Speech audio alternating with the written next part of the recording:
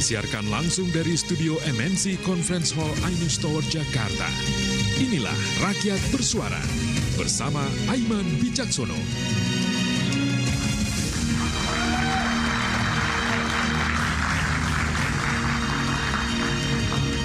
Hari ini kita menghitung hari kurang lebih sekitar 2 pekan Presiden dan Wakil Presiden terpilih akan dilantik. Prabowo Subianto bersama Gibran Raka Buming Raka akan menahkodai sekitar 282 juta rakyat Indonesia.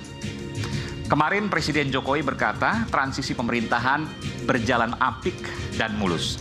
Sebelumnya pesan Presiden ke-6 Republik Indonesia Susilo Bambang Yudhoyono mengingatkan pemerintahan Prabowo mendatang bakal penuh dengan tantangan. Apa saja yang akan dihadapi Presiden baru? Saya Aiman Wicaksono, inilah Rakyat Bersuara. Malam ini saya akan undang narasumber Rakyat Bersuara. Saya akan panggilkan langsung, yang pertama adalah Babe Haikal Hasan, mendukung Presiden terpilih Prabowo Subianto. Selamat malam, Be. Assalamualaikum. Selamat malam, waalaikumsalam. Selamat malam. Oke, Be. Siap. Jadi semua berjalan mulus sesuai dengan apa yang disampaikan Pak Jokowi tadi ya? Insya Allah. 20 Oktober, 2 pekan lagi. Bismillah, kita ngelihat akan ada suksesi kepemimpinan yang mulus. Mestinya seperti itu dan jangan sampai terputus. Kita udah pernah terputus dari masa Bung Karno ke Pak Harto. Begitu juga dari masa Pak Harto ke presiden berikutnya terputus. Begitu juga dari masa Pak SBY ke Pak Jokowi terputus. Mudah-mudahan hari ini tidak terputus. Dari masa Pak Jokowi masuk ke masa Pak Prabowo Subianto. Ini sejarah ya? Mudah-mudahan. Sejarah. Insya Allah. Tapi saya mau tanya, kok bawa noken nih? Mana tuh? Dari Papua? Oh bukan. Ini hasil kerajinan tangan dari Papua. Oh oke, benar ya? Yang sengaja saya promosikan. Oke. Jadi kenapa Babe tiba-tiba mendadak Papua nih? Karena yang ada di depan mata tas waktu berangkat tuh ini. Dan memang saya bilang mau tradisional dulu. Kirain ntar lagi mau nyagu Papua ntar kapan? Enggak. Karena bawa oleh-oleh buat Bang Aiman. Oke, baik. Terima kasih. Babe Haikal Hasan. Silakan, Be. Selanjutnya kita panggilkan politisi Partai Demokrat, Bung Andi Malarangeng.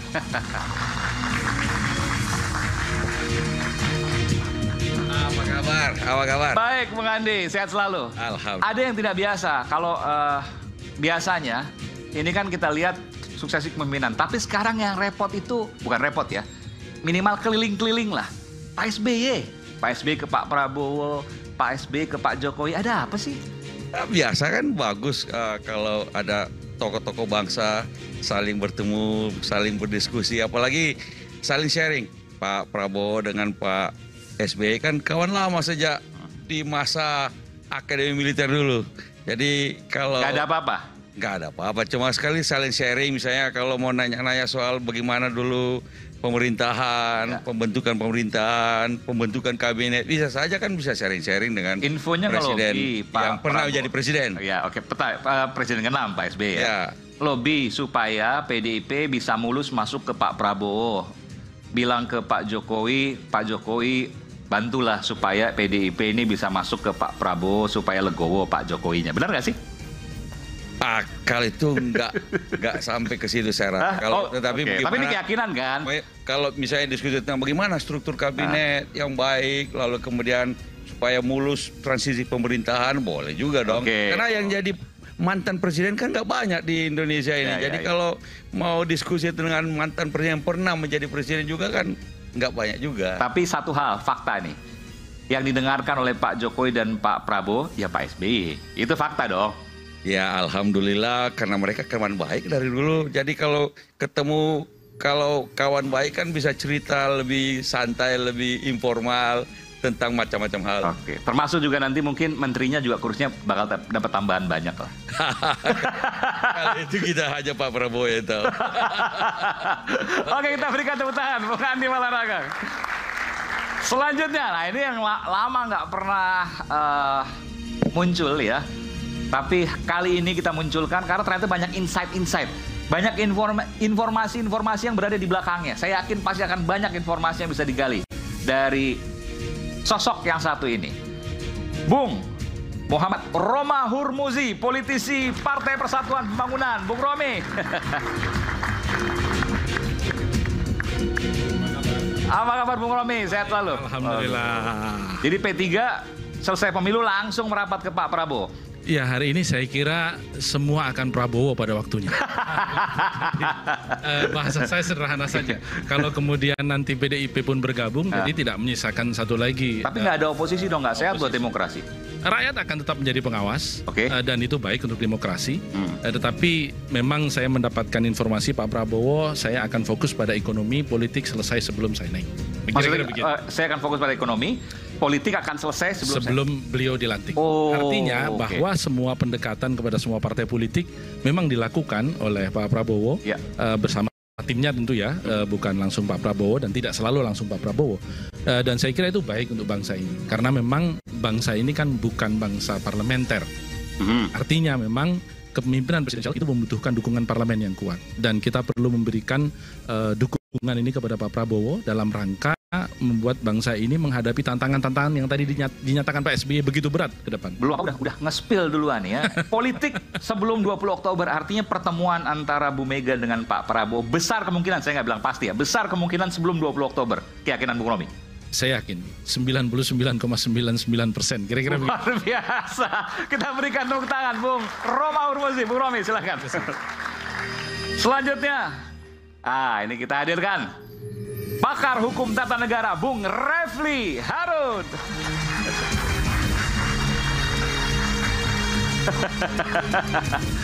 Silakan Bung Refli.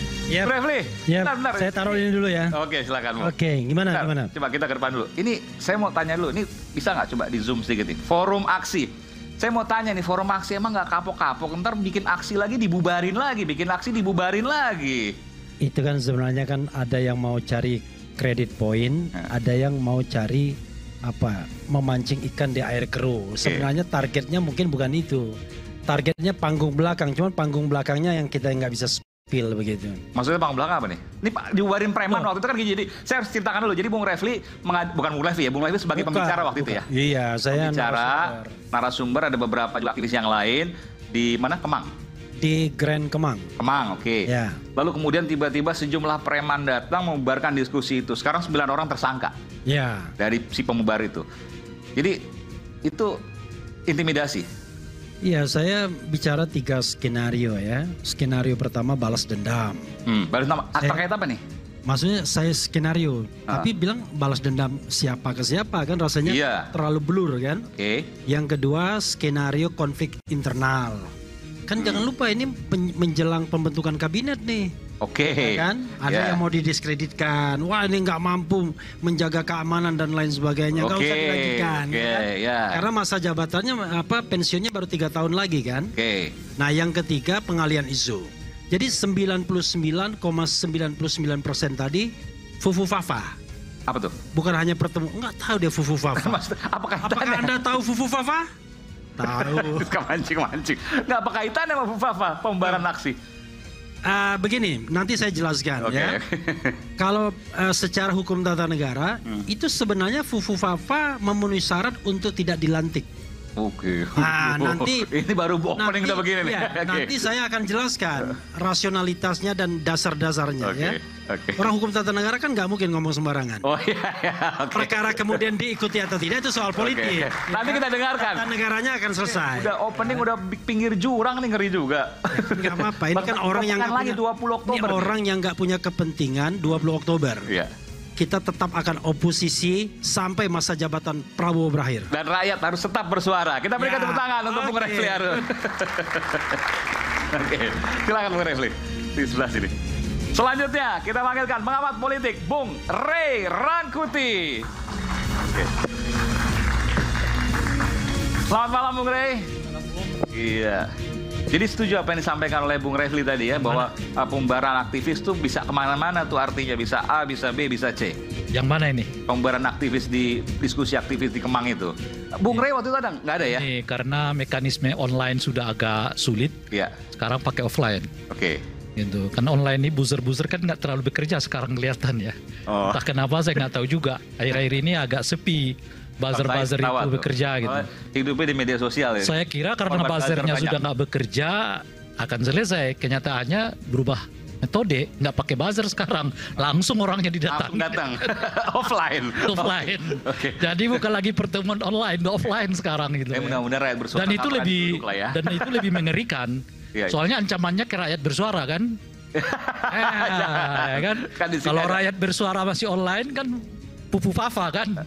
Kalau rakyatnya nggak jelas, ada yang ngaku, ada yang enggak ya kan. Mungkin bilang kalau rakyat bersuara masih ada, berarti menunjukkan demokrasi di negara ini masih ada, betul ya Bung Refy? Ya, itu jangan sekedar yang demo kemarin rakyat bersuara juga pakai ininya. Oh, suara rakyat, suara rakyat. Suara rakyat, suara rakyat. Bukan, kita nggak ada kaitan afiliasi dengan mereka.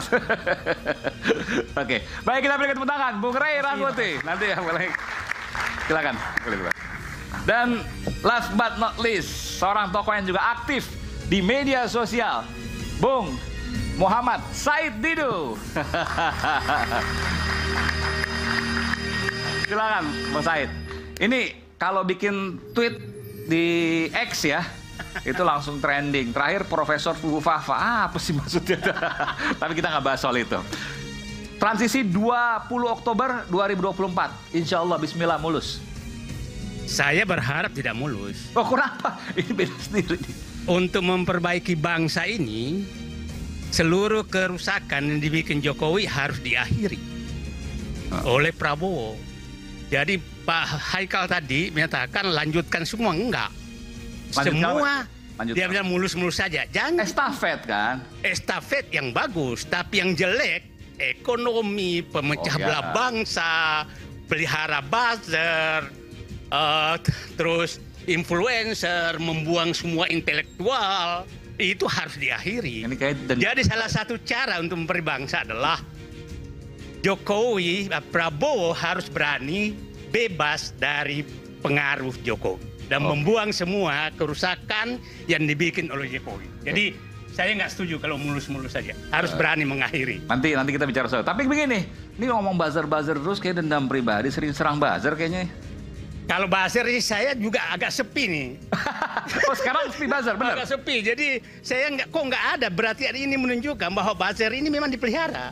Oh, sekarang setelah pemeliharaannya nggak ada. Sekarang kan Bung Said Didu lebih banyak hidup, lebih banyak berhabitat di media sosial. Sekarang kerasa ya bahwa buzzer ini kok sekarang agak saya pikir berkurang 99,99%. Benar itu? Benar. Jadi ini yang saya heran, bos-bos buzzer juga berbalik menyerang sponsornya gitu. Jadi ini ada perbaikan lah ke depan kira-kira. Jadi nah belum cair atau belum cair katanya. Belum cair. Dan saya pikir mungkin juga sponsornya udah pindah juga gitu. Cari lagi. Nah, kita siapa tahu cari lagi sponsor baru gitu. Baik, kita berikan tepuk tangan pegiat media sosial Bung Said Didu. Dan pemirsa, semakin dekat dengan waktu pelantikan Pak Prabowo dan Mas Gibran sebagai Presiden dan Wakil Presiden terpilih, sejumlah pekerjaan rumah dan tantangan di depan mata. Sementara Presiden Jokowi mengklaim transisi pemerintahan berjalan mulus. Berikut informasinya. Tepat 2 pekan lagi, Prabowo Subianto akan dilantik sebagai Presiden Republik Indonesia periode 2024-2029. Ketua MPR RI sekaligus Sekjen Partai Gerindra menegaskan, pelantikan Prabowo Subianto dan Gibran Rakabuming Raka akan menggunakan keputusan KPU. Pelantikan besok akan menggunakan seperti tradisi yang sudah berjalan, yakni kita akan mendengarkan putusan Komisi Pemilihan Umum, setelah itu pelantikan Presiden, kemudian nanti Presiden akan mengucap sumpah janji seperti dalam pasal 9 Undang-Undang Dasar 45 di hadapan Ketua dan para pimpinan Majelis Permusyawaratan Rakyat. Presiden Joko Widodo yang akan segera pensiun mengklaim transisi pemerintahan dari era kepemimpinannya ke Prabowo Subianto berjalan mulus. Pak, soal transisi pemerintahan, Pak, siapa sejauh ini bagaimana, Pak? Berjalan dengan baik. Berjalan dengan baik. Nggak ada masalah. Badan-badan yang perlu dipersiapkan sebelum pelantikan Saya kira undang-undang juga bisa diselesaikan. Saya kira akan memuluskan keberlanjutan, akan melancarkan, nanti memuluskan juga di hari pelantikan tanggal 20 Oktober yang akan datang. Jelang waktu pelantikan presiden yang semakin dekat, rencana pertemuan antara Prabowo dengan Ketua Umum PD Perjuangan Megawati Soekarnoputri kian menyita perhatian publik. Ketua DPP PDI Perjuangan Puan Maharani tak menampik bahwa partainya akan mendapat jatah kursi menteri. Insya Allah, tunggu aja. Ya, secepatnya. Ya, nanti diberitahu secepatnya. Presiden ke-6 RI yang juga Ketua Majelis Tinggi Partai Demokrat Susilo Bambang Yudhoyono mengajak seluruh kader Partai Demokrat dan masyarakat sukseskan transisi pemerintahan. Sekarang transisi antara Presiden Jokowi ke Presiden Prabowo. Saya setuju, sukseskan transisi itu. Sukseskan. Ini etika politik. Bertumpuk permasalahan nasional menanti penanganan Prabowo Subianto dan Gibran Rakabuming Raka. Akan seperti apa langkah-langkah Prabowo dalam menahkodai lebih dari 282 juta rakyat Indonesia? Ya. Ini saya lihat ada mahasiswa di depan saya ini, ada hijau, ada biru. Yang biru mana nih? Baru mana? MNC University. Oh, di Jakarta Barat ya. Oke, nanti ada yang mau tanya dong. Nanti saya berikan kesempatan satu untuk bertanya ya. Kita berikan kesempatan untuk para mahasiswa yang malam hari ini datang ke Rakyat Bersuara. Yang hijau dari mana? UNJ, Universitas Negeri Jakarta. MNC University dan Universitas Negeri Jakarta. Dan isu hangat kadang bikin penat, apalagi kalau kita tidak bisa mencerna dengan cermat. Jangan lupa secangkir kopi hangat yang nikmat untuk menemani kebersamaan dalam program Rakyat Bersuara bersama saya Aiman Wicaksono. Kita akan segera kembali.